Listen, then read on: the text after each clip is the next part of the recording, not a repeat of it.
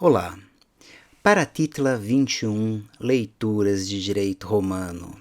Vamos continuar hoje com um longo tema que ocupa quase toda a parte final do livro primeiro das Institutas Justiniano, que é o tema da tutela. Então continuemos com o tema da tutela, hoje no título 21 do livro primeiro, que trata da autorização dos tutores. Então, nesse título, esse é um título que não traz grandes problemas, mas não deixa de ser um título interessante, em que ele traz alguns detalhes acerca da autorização que os tutores devem dar aos seus pupilos. Então vamos lá, são poucos fragmentos, acredito que esse seja um vídeo mais curtinho.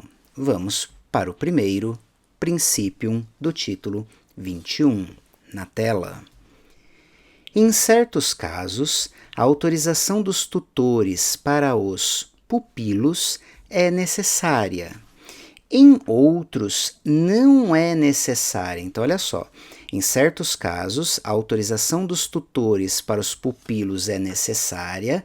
Em outros, não é necessária. Então, percebam que aqui ele começa a fazer uma distinção do que hoje poderíamos dizer entre incapacidade absoluta e incapacidade relativa. Então ele começa a diferenciar duas hipóteses, de incapacidade absoluta e de incapacidade relativa, em que numa delas o tutor ele tem que dar autorização para o ato do menor e na outra não necessariamente. Então vamos ver como ele diferencia isso. Continuemos. Assim, não é necessária a autorização do tutor se alguém se obrigou a lhes dar algo. Então, não é necessária a autorização do tutor se alguém se obrigou a lhes dar algo. Porém, se os pupilos prometem algo a outrem, é necessária. Então, olha só, não é necessária a autorização do tutor se alguém se obrigou a dar algo para os pupilos, mas se os pupilos prometem dar algo a outrem, ela é necessária. Aqui comecem a perceber que é uma diferença interessante com relação ao direito atual.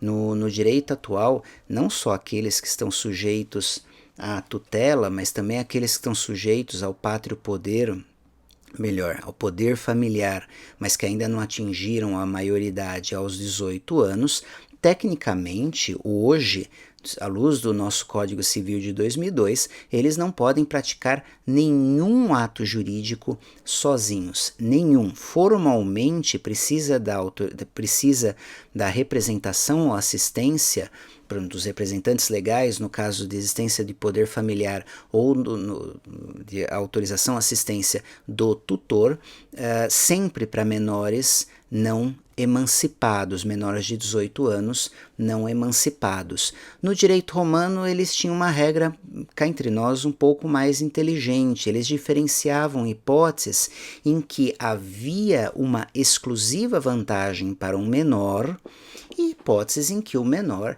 ele assumia um dever perante algum terceiro, que eu digo, alguém estranho à família. Nesses casos, precisa o tutor dar autorização.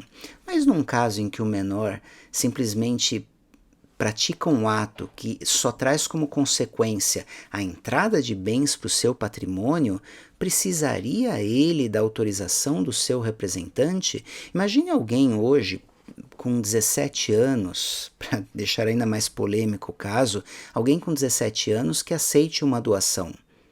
Precisa da autorização do seu representante legal ou do seu tutor? Alguns diriam, não, mas depois ele pode ratificar no caso 17. Então, joguem alguém com 15 anos, absolutamente incapaz. Poderia aceitar uma doação? Poderia aceitar um ato, poderia celebrar sozinho, independente de autorização do seu representante, do seu tutor, ato que exclusivamente o favorecesse? É isso que estava pensando aqui Justiniano, que continua. De fato, admitiu-se que, enquanto lhes era permitido tornar melhor a sua condição, ainda que sem a autorização do tutor, já tornar pior somente com autorização do tutor. Então, para tornar melhor a situação do pupilo, isso poderia ser feito sem autorização do tutor. Mas tornar pior, aqui o sentido de algo, negócios ou atos que levam, ou relações jurídicas que levam à saída de bens do patrimônio do menor, aí precisaria da autorização do tutor. Donde, nos casos em que nascem obrigações recíprocas, como por exemplo nas compras e vendas, locações e conduções, mandatos ou depósitos, caso não intervenha a autorização do tutor, enquanto se obrigam aqueles com os quais se contrata, já os pupilos não se obrigam. Perdão, aqui eu li um pouco rápido. Caso não intervenha, então, no caso não intervenha a autorização do tutor, enquanto se obrigam aqueles com os quais se contrata. Já os pupilos não se obrigam reciprocamente. Então, numa obrigação aqui, num contrato típico em que nascem obrigações recíprocas, um contrato bilateral, há necessidade, sim, de autorização dos tutores. Mas em negócios que exclusivamente favorecem o menor, que não trazem deveres para os pupilos, nesse caso, para que a autorização do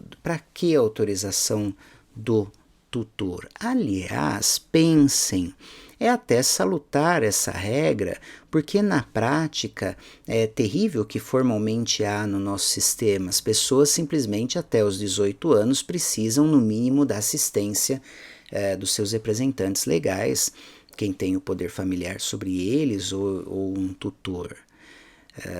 Só que chegar até essa idade sem celebrar nenhum negócio jurídico, por exemplo, sozinho, é ruim para o desenvolvimento do menor. Aliás, na prática isso não acontece. Se vocês pensarem quantos negócios jurídicos vocês celebraram antes dos 16, até para não falar em 18, antes dos 16 anos, foram incontáveis, milhares, sem a presença dos seus representantes legais ou ratificação posterior. E no caso dos menores de 16, nem poderia haver formalmente a ratificação posterior. São negócios em que o ordenamento deveria enxergar como válidos e plenamente eficazes, porque eles são importantes para a própria formação do incapaz. Vejam só, para fazer um paralelo aqui com o que nós temos, mas não no nosso direito, no Código Civil Português. O Código Civil Português de 1966, ele tem um artigo que é muito interessante, eu cito bastante com os meus alunos de Teoria Geral do Direito Privado, que é o artigo 127 do Código Civil Português. Quem quiser, entre no meu site, na aba Links Úteis. Daí vocês vão ver ali em legislação contemporânea, tem ali o linkzinho para uma versão do Código Civil Português atualizada. Se clicarem ali, vão ser direcionados para um site, daí vejam o artigo 127. Ele diz o seguinte: são excepcionalmente válidos, além de outros previstos na lei. Então aqui ele está fixando exceções à incapacidade dos menores. Então, olha só, são excepcionalmente válidos, além de outros previstos na lei. Aí tem aqui 3 alíneas. A. Os atos de administração ou disposição dos bens que o menor haja adquirido por seu trabalho ou indústria, vivendo sobre si, com permissão dos pais, ou pelas armas, letras ou profissão liberal, vivendo ou não na companhia dos pais. Depois, só por curiosidade, a linha B. Os negócios jurídicos próprios da vida corrente do menor, que estando ao alcance de sua capacidade natural, só impliquem despesas ou disposições de bem de pequena importância, que vai além até do que no direito romano. Depois, só por curiosidade, a linha C, os negócios jurídicos relativos à profissão, arte e ofício que o menor tenha sido autorizado a exercer ou os praticados no exercício dessa profissão, arte e ofício. Pensemos, a linha B, pensem nela. Muitos pais dão para os filhos menores de idade, menores de 16 anos, Mesada. Para que se dá uma mesada para um filho? Para dar uma educação econômica a ele, para que ele aprenda a gerir o seu próprio patrimônio, que ele aprenda a guardar dinheiro. Negócios celebrados pelo menor gerindo uma mesada, eles são válidos? No sistema português, claramente se incluem aqui nas exceções do artigo 127. E no nosso sistema? Não temos uma exceção clara na nossa legislação. Formalmente, os atos são inválidos. Aliás, menores de 16 são fulminados pelo pior tipo de invalidade, que é a nulidade. São hipóteses consideradas pelo ordenamento jurídico graves de deficiência do negócio jurídico. Seria salutar abrir uma exceção, como, de uma forma mais discreta, mas já faziam aqui os romanos. Então, negócios que só levem a entrada de bens para o patrimônio do menor sem um dever correspondente, qual o problema que esses atos sejam válidos, mesmo que sem autorização do tutor? É curioso, os romanos eles foram menos ousados do que os portugueses, mas no fundo foram mais modernos do que nós brasileiros com o nosso Código Civil de 2002. Aqui seria uma lição, a meu ver, muito interessante dos romanos. Mas prossigamos. Próximo fragmento. Contudo, não podem nem aceitar uma herança, nem pleitear a posse de bens, nem assumir uma herança por fideicomisso, de modo outro que não com autorização do tutor, ainda que esses atos sejam vantajosos e não impliquem qualquer dano. Aceitação de herança. Qual o problema em se aceitar uma herança? Aqui a ideia é que não se pode presumir nesses atos antecipadamente uma vantagem para o menor. Nem todas as heranças elas são benéficas ao herdeiro. Então a aceitação da herança traz outras questões paralelas. Então não se pode presumir que são atos necessariamente benéficos. Então, no fundo, o que se diz é que nesses atos deve-se ter um pouco mais de cautela, Continua Justiniano. E o tutor deve, estando mesmo presente ao negócio, dar imediatamente a autorização, se tiver considerado que isso é útil ao pupilo. Já a autorização interposta posteriormente ou por carta não é válida. Então não é possível ratificação. A autorização do tutor, ela precisa ser contemporânea ao ato. O tutor, ele precisa estar presente para dar a sua autorização. Não pode ser dada essa autorização posteriormente. Então aqui é uma regra que vetaria a ratificação nesses casos. E para terminar, último fragmento do título, em que casos não pode ser interposta a autorização. Olha só, se houver um processo judicial entre o tutor e o pupilo, então olha lá, se houver um processo judicial entre o tutor e o pupilo, porque o próprio tutor não pode ser aquele que dá autorização em assuntos do seu interesse, contrários ao pupilo, não é constituído como outrora um tutor pretório, nomeado pelo pretor, mas sim é nomeado no lugar dele um curador, com cuja intervenção é desenvolvido o processo judicial e, concluído ele, o curador deixa de sê-lo. Então aqui nós temos uma hipótese de um curador especial para o ato.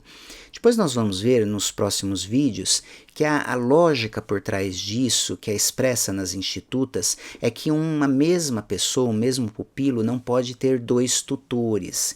Então, tutor é sempre necessariamente um, nunca duas pessoas. Mas há casos em que há um conflito de interesses entre o tutor e o pupilo.